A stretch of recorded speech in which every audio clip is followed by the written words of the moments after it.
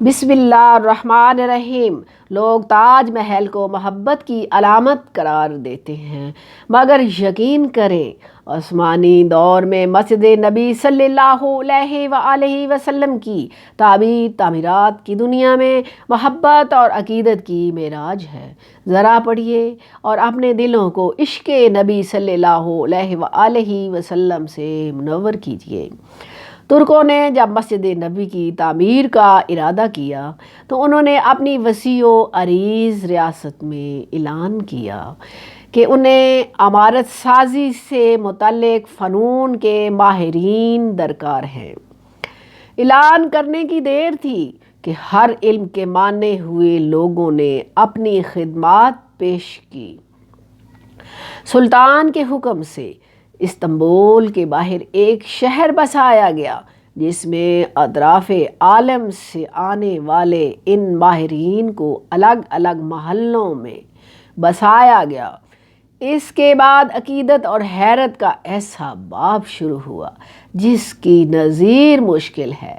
خلیفہ وقت جو دنیا کا سب سے بڑا فرما روا تھا، شہر میں آیا اور ہر شعبے کے ماہر کو تاکید کی کہ اپنے ذہین ترین بچے کو اپنا فن اس طرح سکھائیے کہ اسے یکتا بے مثال کر دے۔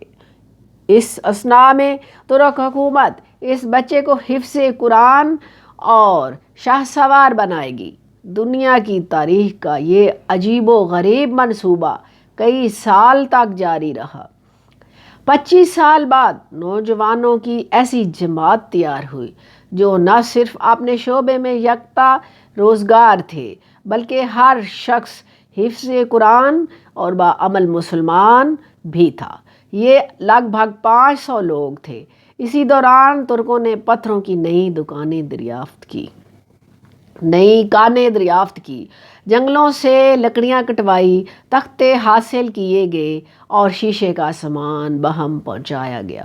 یہ سارا سامان نبی پاک صلی اللہ علیہ وسلم کے شہر پہنچایا گیا تو ادب کا یہ عالم تھا کہ اسے رکھنے کے لیے مدینہ سے دور ایک بستی بسائی گئی تاکہ شور سے مدینہ کا ماحول خراب نہ ہو۔ نبی پاک صلی اللہ علیہ وآلہ وسلم کے ادب کی وجہ سے اگر اس پتھر میں ترمیم کی ضرورت پڑتی تو اسے واپس اسی بستی میں بھیجا جاتا۔ ماہرین کا حکم تھا کہ ہر شخص کام کے دوران باوضو رہے اور درود شریف اور تلاوت پاک کلام میں مشغول رہے۔ حجرہ مبارک کی جالیوں کو کپڑے سے لپیٹ دیا گیا کہ گرد و غبار اندر روضے پاک میں نہ جائے۔ ستون لگائے گئے کہ ریاض الجنت اور روضہ پاک پر مٹی نہ گرے۔ یہ کام 15 سال تک چلتا رہا اور تاریخ عالم گواہ ہے۔ ایسی محبت، ایسی عقیدت سے کوئی تعبیر نہ کبھی پہلے ہوئی اور نہ کبھی بعد میں ہوگی۔ سبحان اللہ۔ اللہ حافظ۔